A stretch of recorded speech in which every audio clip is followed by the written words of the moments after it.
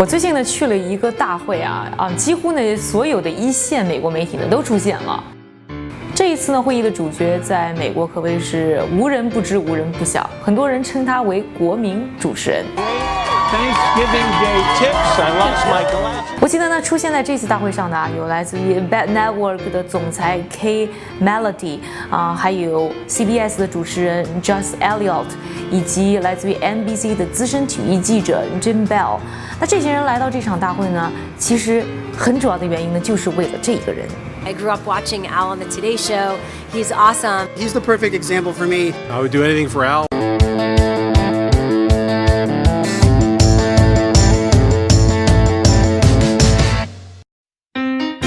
It's so excited to see you back onto TV to Today's Show this Monday after your knee surgery. Thank you. Do you miss TV during the time? You know, I love it, but when I'm away from it, I'm away from it.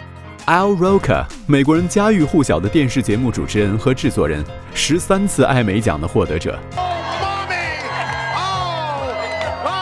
他在 NBC 每周一到周五早晨主持的直播节目 Today Show 能汇聚超过3200万的观众。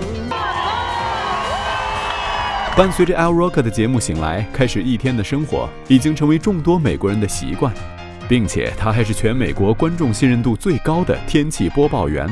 他在飓风灾难现场的直播报道成为了电视直播的经典。Whoa, whoa, whoa! About 60, 70 miles an hour there. Easy.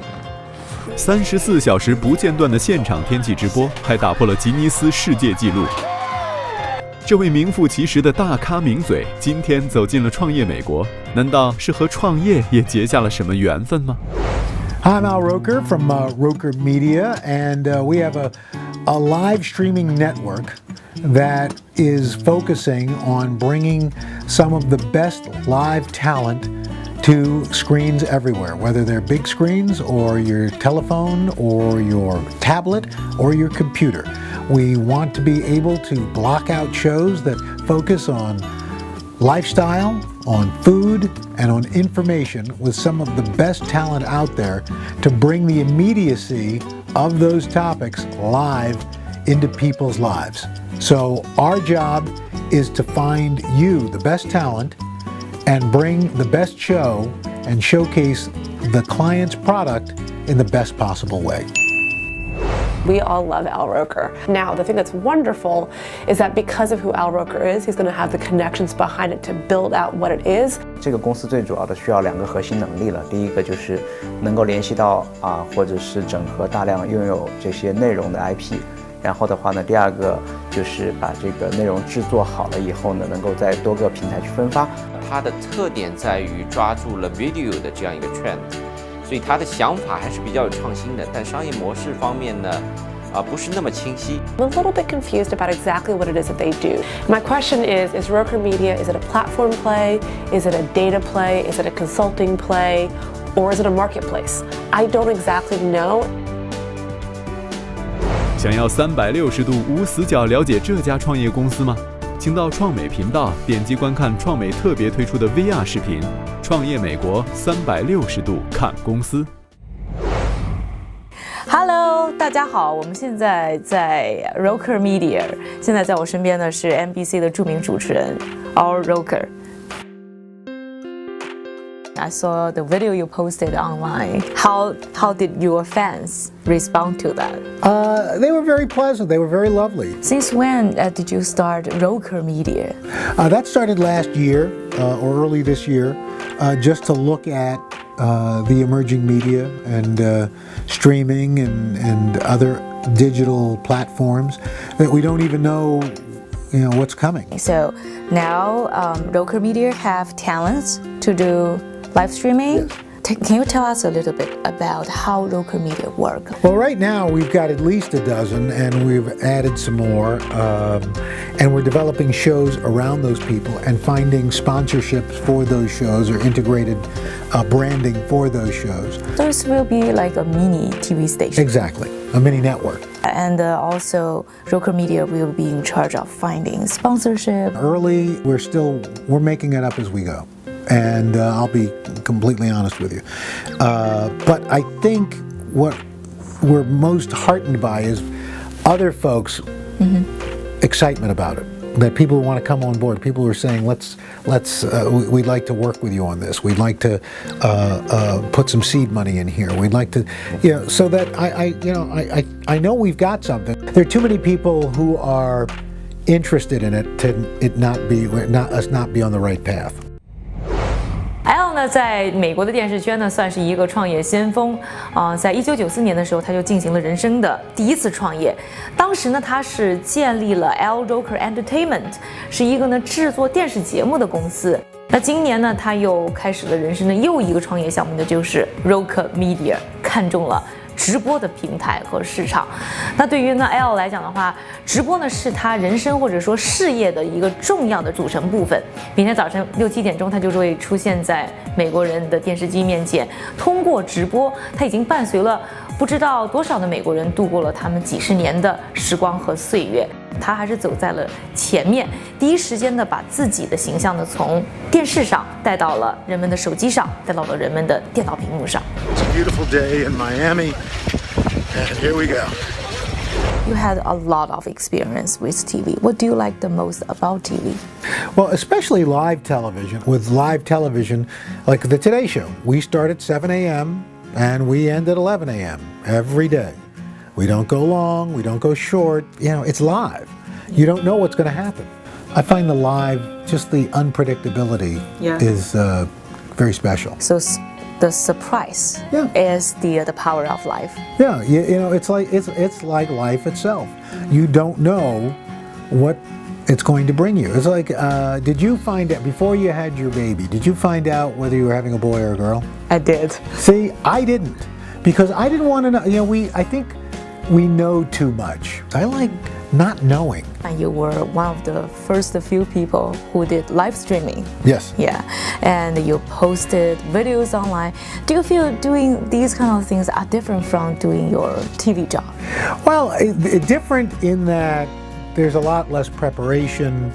It's a lot quicker. It's a lot more spontaneous. I think people try to look at things differently. 提问：是什么实现了奥运会、世界杯等国际盛事的全球狂欢？是什么引领了社交媒体的全新方向？是什么成就了收入惊人的一众网红们？是直播，是直播，是直播。这么说来，直播真的是一项伟大的技术，怎么能不知道它从何而来呢？直播最早起源于电视，是区别于提前录制、后期剪辑加工播出的播出方式，最能体现电视节目的即时性和真实感。1990年 CNN 就凭借着直播第一次伊拉克战争而一举成名。 What is the situation there? Can you hear me? 随着互联网的发展，以个人为内容主体的直播悄然诞生。从聊天室房主视频聊天模式开始，发展成后来的各种直播平台秀场模式的平民直播，网络直播已经形成了一个独立庞大的产业。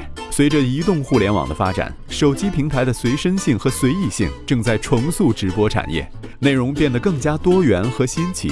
直播产业的战火如今越烧越大，如何突围还是科技说了算。智能眼镜加上 AR、VR 技术带给人的全新体验，直播技术的未来还将更有看头。Live TV is belong to professional people like you, but now with technology, everybody can do live streaming. Sure. Like they can click on their phone and boom, the world can see them. So do you think that make live more powerful or less powerful? I think it makes live broadcasting that's done well more powerful, because I think people quickly will realize it's a gimmick. If there's not a reason behind it, if there's not some compelling story or interesting personality, it's going to be like, well, look, here's a live picture of paint drying. People watched people put rubber bands around a watermelon until it exploded. Well, you can do that once, and you might get a big crowd. Second time, probably not so much. Between the live streaming and the live TV, do you think for a good show means different things? I think some of the rules still apply, whether those are short, or they're 22 minutes long, or they're 45 minutes long, or they're 6 minutes long, or 6 seconds long in the case of, say, Vine. I think it's still, people want to be either informed or entertained. What people are looking for are really good stories and really interesting people that they've not met before. I've been live streaming forever. I mean, before 2011. For me, it was always exciting. Live streaming just seems to have captured people's imaginations. It's, it seems that people love the idea of the immediacy, the fact that they're watching something that's happening right now, right this second, and it's going to vanish right after that. This generation of millennials seem to really, really relate to that, seem to really like it and enjoy that. So I think people are looking for access to people and places and experiences, and the traditional media is very disconnected, and it's hard to trust what's going on there, and there's a lot of gap, and people want to participate and feel part of something. 那有人统计啊，和直播相关的，就是在中国啊，相关的应用和服务产品呢，差不多有300多个，可想而知有多么的疯狂。而资本呢，也是为它狂热啊。我们看到像红杉资本、真格基金、IDG 都疯狂地向它涌去。像大家比较熟悉的易直播，他们的母公司呢，一下科技，上一次融资啊就拿到了5亿美元这么一个大的数额。那不光是在中国啊，在美国呢，直播也很火，也出现了很多的新平台，有很多的 VC 呢向这里面呢砸钱。那我也在采访的时候和 L 呢谈到这个问题，他对于直播呢有很大的信心，认为呢这对于我们来讲就是一个未来。但是在谈到经营、谈到变现的时候，他其实也有很多自己的困惑。In a way, that's kind of the way I feel about live streaming. Nobody knows exactly where it's going to go. It's like radio back in the 20s when people decided, we're going to put up this transmitter and we're going to broadcast. We don't know what's going to happen. You mentioned there are a lot of things unknown about the live streaming. What are exactly unknown? Well, I think, for example, how do you really monetize this? How do you make money out of this? How do you promote it? I don't know that anybody knows how big this will get. I think it will be big, but how big? Is it running parallel to traditional broadcasting? Does it take away from traditional broadcasting? Those are things people don't know. At the end of the day, I don't think so. I think they are two separate businesses that can work together and can exist together quite nicely. I don't think people will do one at the exclusion of the other. Understand. Since you mentioned there are so many things unknown, why did you devote your time and Roker Media mostly just jump into the field? I think because if you don't embrace new things, you can be in danger of getting left behind. And I've always been fascinated by technology. What's the biggest challenge so far on building the business? Is the monetization. How are we making money off of this? And, we're struggling with that. We're getting better at it. More and more people are coming in and saying we want to help. We believe in this. When was the first time NBC used online streaming for Olympic Summer Olympic Games? The first time NBC dipped its toe into the live streaming waters during the Summer Olympics was in Beijing in 2008. How was that experience? I think it was still kind of a murky experience. People weren't quite sure. The technology wasn't really fully formed. How many people were available to do it? How many people actually knew how to authenticate? There were still a lot of hurdles to it. And frankly, some of the hurdles weren't just technological, but they were cultural within the company. As people said, is that streaming a threat or is that a friend? And as we've moved forward, it seems like it's a friend and they can work in harmony. Do you think you have, naturally you will have some advantage to start a business because of you are a celebrity? What I do think is that it gets us in the door. It gets us a meeting with somebody. If the idea is not there, the personality is not there, and that'll be it. Your celebrity or your fame or infamy will get you only so far. How do you grade yourself as a businessman? 10 to 0? As a businessman, 10 to 0. I think I'm a 5. I mean, I could probably be doing better. I could. 从一个想法到实现成为一家公司，从媒体人转变为创业者，一路上挑战、收获与困难并存。谈到这一路上自己的表现 ，L 似乎还很谦虚。那么，投资人会给他打出多少分呢？ Now for Roker Media, obviously I'm going to give the team a 10 out of 10. We all love Al Roker.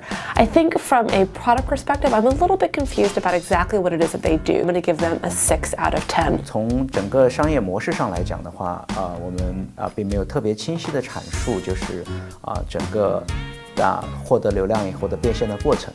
如果仅仅是通过广告的方式的话，那我们还是会比较担心这件事情的规模化的问题。总的来说，我给这个公司打7.8分。然后团队呢，他以前也是在媒体行业，不是太确定他在互联网领域他的这个经验有多少。但总的来说，他抓到了一个趋势，就是 everything will go online, go video。市场潜力和商业模式方面，我打分略低一点，我觉得是有待去商讨。我们今天来讲讲这个 VR 的这个应用之一，就是视频直播。到了2020年的时候，这个行业能够创造7.5亿美金的价值，那它的市场规模可以在2025年的时候可以达到超过40亿美金。但从技术角度来说，它并不是一件非常容易的事情。首先，你需要解决的是这个视频的拼接问题，你要有你的全景的图像和3D 的效果。你必须修正它的畸变，你必须解决它的这个实时上传的问题和 streaming 的问题，然后可能还有有些地区网络传输的这个不稳定性，可能也要在这个基础的这个技术中得到解决。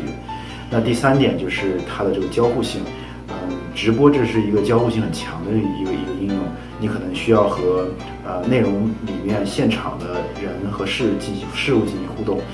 或者是和其他的观看者和观众进行互动，那这一点的话需要使用3D 的这个交互方式。说到直播的时候呢 ，L 呢也是有很多的东西没想明白，也有很多的事情是在尝试，但这并不能影响他全身心的投入在这样一份新事业上。